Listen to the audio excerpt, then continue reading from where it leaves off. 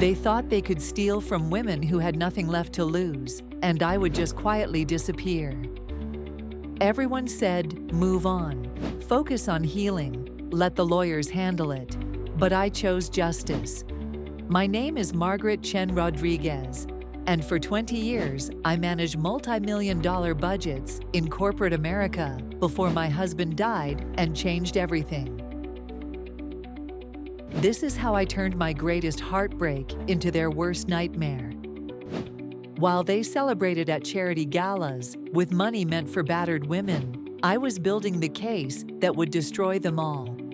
When they thought grief had made me weak, I was getting stronger. What they never counted on was that a woman who's lost everything has absolutely nothing left to fear. For 22 years, David and I built our life together with the precision I brought to corporate finance and the warmth he shared with everyone he met. After closing $47 million in deals as a finance director, I thought I understood risk and reward. Like most women in their 40s, I believed loyalty and hard work would always be rewarded. David was diagnosed with pancreatic cancer on a Tuesday morning in March, and by September, I was holding his hand as he took his last breath. What I didn't know was that his death would unleash something in me that no one saw coming. Little did they know this tragedy would create something unstoppable. The life insurance check for $500,000 arrived 3 weeks after the funeral, and I knew exactly what David would want me to do with it. David always said that broken women needed someone to believe in them when they couldn't believe in themselves. We had volunteered at shelters together for years, and he watched me cry every time we left those women behind. So I took that insurance money, every single penny meant to secure my future, and I started Safe Harbor Foundation. The name came from David's favorite poem about finding peace after storms. Within 6 months, I had assembled a board of respected community leaders, secured our nonprofit status, and opened our first transitional housing facility. Margaret Wellington, the mayor's wife, joined as board chair because she said my vision inspired her. Robert Hartman, a prominent attorney, became our legal counsel and treasurer because he claimed to believe in our mission. Dr. Patricia Vance, who ran the hospital's social services, became our secretary because she saw the need firsthand. Everything seemed perfect until I realized perfection was exactly what they were counting on. For 3 years, Safe Harbor grew beyond my wildest dreams. We housed over 200 women and their children, provided job training, and had a 91% success rate for permanent housing placement. The community embraced us, corporations donated generously, and government grants flowed in. I worked without taking a salary, pouring every grant dollar and donation directly into services.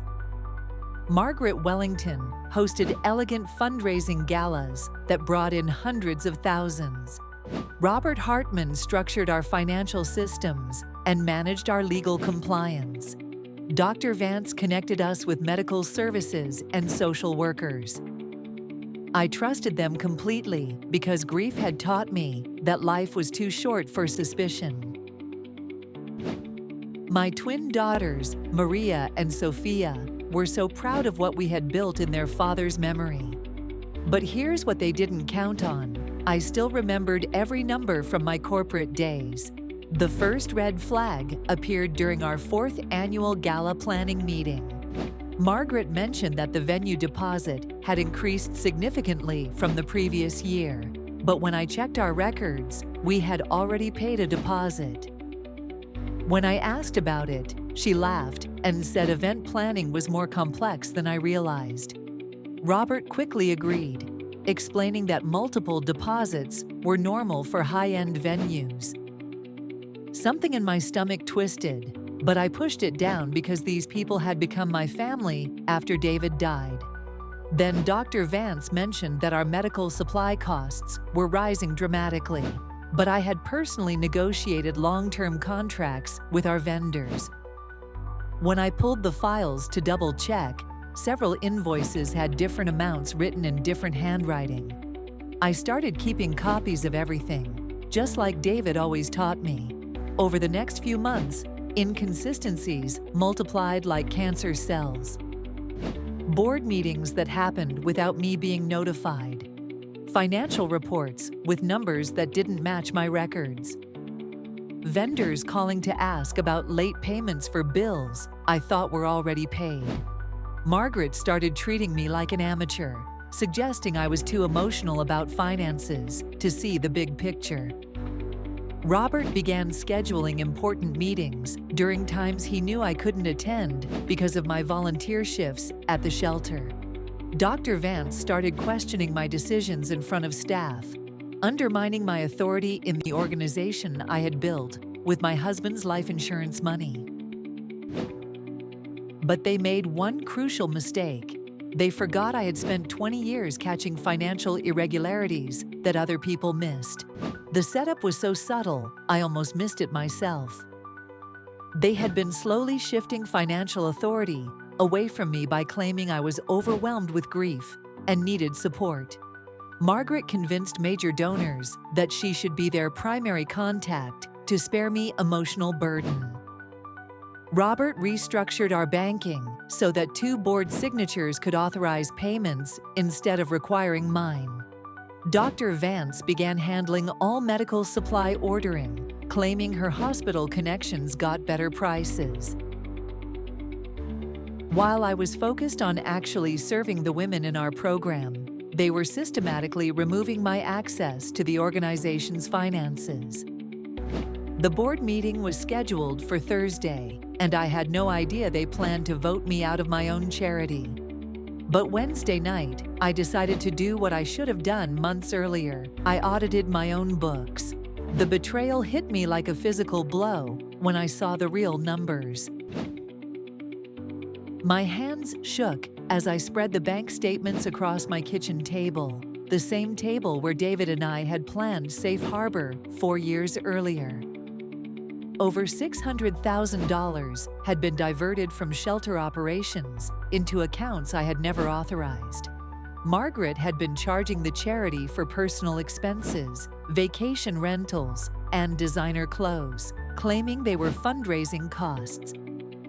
Robert had been billing us for legal services his firm provided for free, pocketing money meant for security deposits and utilities.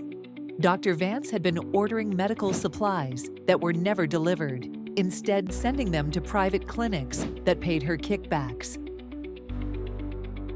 4 years of my husband's legacy, stolen by people who had stood at his memorial service and promised to honor his memory. 24 women were scheduled to lose housing at the end of the month because there was no money for rent, while Margaret posted photos from her Tuscany vacation on social media. The devastation went deeper than money. When I tried to confront them individually, they had already prepared their defense. Margaret told major donors that grief had made me paranoid and financially irresponsible. Robert circulated legal memos questioning my mental competency to manage nonprofit finances. Dr. Vance told social workers that I was becoming unstable and might be endangering the women in our program. Within a week, people who had respected me for decades were looking at me with pity or suspicion. The city threatened to revoke our housing license based on complaints about my leadership.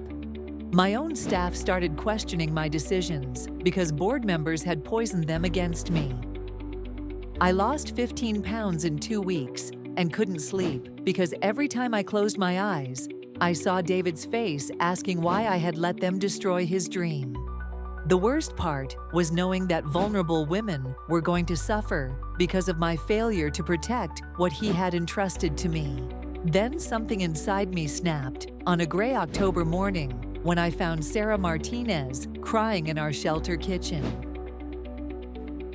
She was one of our success stories, a young mother who had escaped domestic violence and completed our job training program.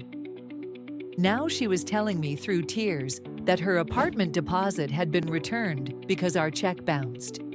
Her ex-husband had found her new address, and without secure housing, she would have to take her 5-year-old daughter back to the shelter system.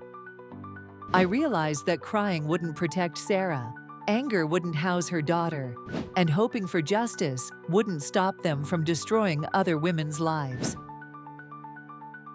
If the system wouldn't help me, I would help myself. I had nothing left to lose and everything to gain, including the satisfaction of watching them face consequences for stealing from women who had already lost everything. That afternoon, I called my former colleague, Jennifer Liu, the best forensic accountant I had ever known, and I told her I needed to hire her services privately. I spent the next 4 months becoming the investigator I had trained to be in corporate finance, except this time it was personal. Jennifer taught me how to trace digital financial footprints and document fraud for criminal prosecution. Good revenge takes time, and I needed to be smarter than they thought possible. While they celebrated their success at removing me from day-to-day operations, I was documenting every fraudulent transaction going back 4 years. I discovered that Margaret had been running the same scheme at 2 other nonprofits before joining Safe Harbor. Robert had a history of financial misconduct that his law firm had covered up. Dr. Vance had been investigated for Medicare fraud, but escaped prosecution on a technicality. They had targeted my charity specifically because a grieving widow seemed like an easy mark. But I wasn't the only one they had wronged, and once I started reaching out, I found an army of people ready to help me bring them down. The network of allies grew stronger every week. Jennifer connected me with Elena Rodriguez, a prosecutor who specialized in nonprofit fraud and had been watching Margaret's activities for months. Elena introduced me to Detective Mike Thompson, who had been investigating Robert's financial schemes at other organizations. Through Dr. Vance's former colleagues, I met nurses who had evidence of her supply theft going back years. Most importantly, I found other charity founders who had been victimized by similar board takeovers and financial theft. We formed an informal support network, sharing information and legal strategies. Sarah Martinez became one of my strongest advocates, telling her story to anyone who would listen about how board corruption had nearly made her homeless again. They had no idea that their victims were organizing, sharing evidence, and building a case that would expose the full scope of their criminal enterprise. The beautiful irony was that they had taught me how to run a nonprofit efficiently, and now I was running the most efficient investigation they would ever face. The first strike came during Margaret's carefully planned holiday fundraiser, where she expected to collect over $100,000 for new programs. I had spent weeks preparing a detailed financial presentation that would be difficult to ignore or discredit. Watching her face change when I stood up during the donor recognition portion was priceless. She had introduced me as the former founder who had stepped back due to health concerns, expecting me to graciously accept applause and disappear. Instead, I walked to the microphone and calmly announced that I had discovered significant financial irregularities that required immediate investigation. I presented copies of bank statements, forged invoices, and fraudulent expense reports to every major donor in attendance. The silence in that ballroom was deafening, as 150 of our community's most prominent citizens realized they had been funding personal luxuries instead of women's safety.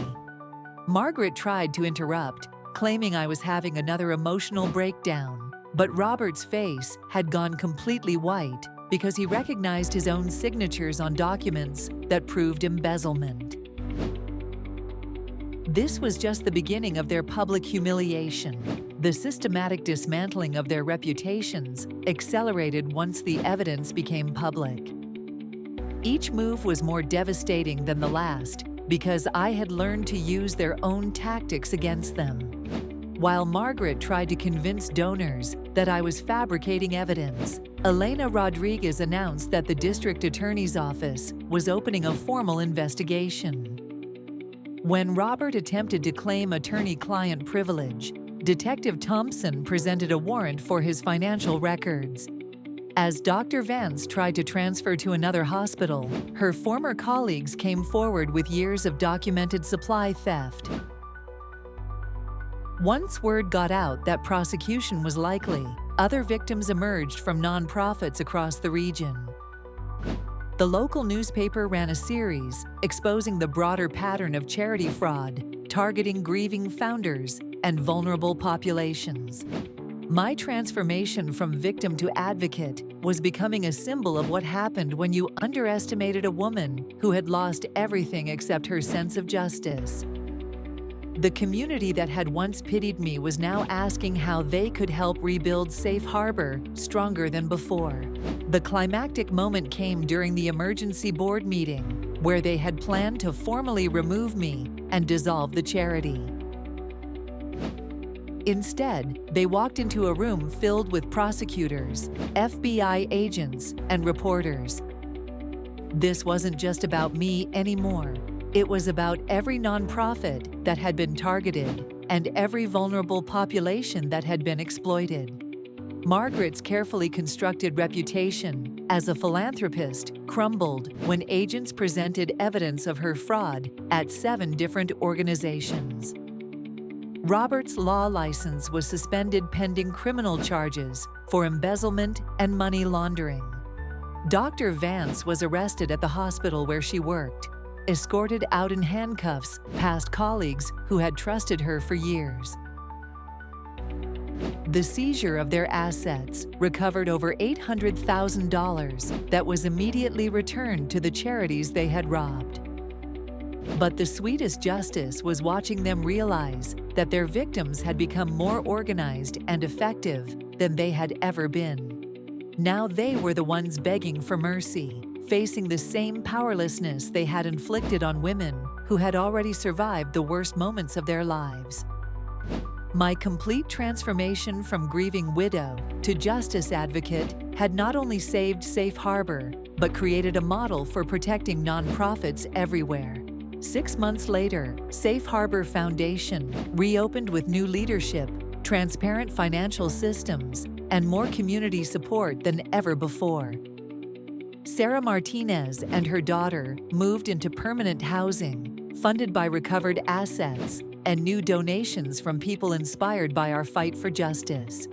Margaret Wellington was sentenced to 8 years in federal prison and ordered to pay $2.4 million in restitution to multiple charities. Robert Hartman lost his law license permanently and received 12 years for organized financial fraud. Dr. Patricia Vance was banned from healthcare and sentenced to 6 years for theft and racketeering. I became the executive director of a nonprofit advocacy organization that helps other charities protect themselves from board corruption and financial fraud.